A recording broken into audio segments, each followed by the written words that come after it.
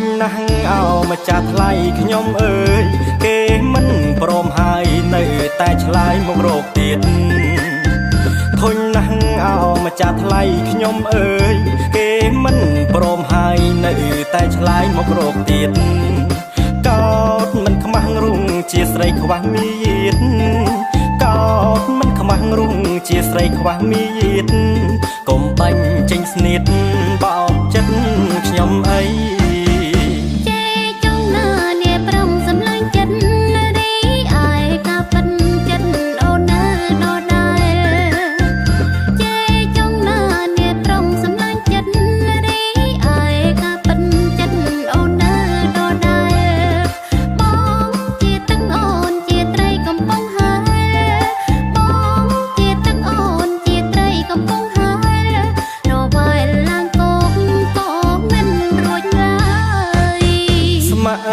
នាងជាស្រីឋានសួគ៌រូបបងមិនគូប្រុសនរួងអវជ័យ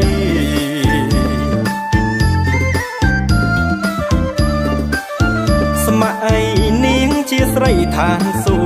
គ៌រូបបងមិនគូប្រុសនរួងអវជ័យ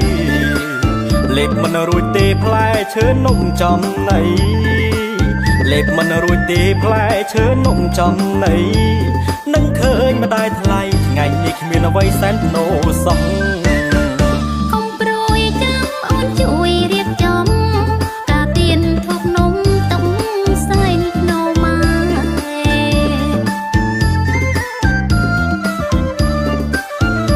ាទេមិនយកមិនខ្ចីមហូបចំណៃសេដ្ឋីចិត្តខោខើ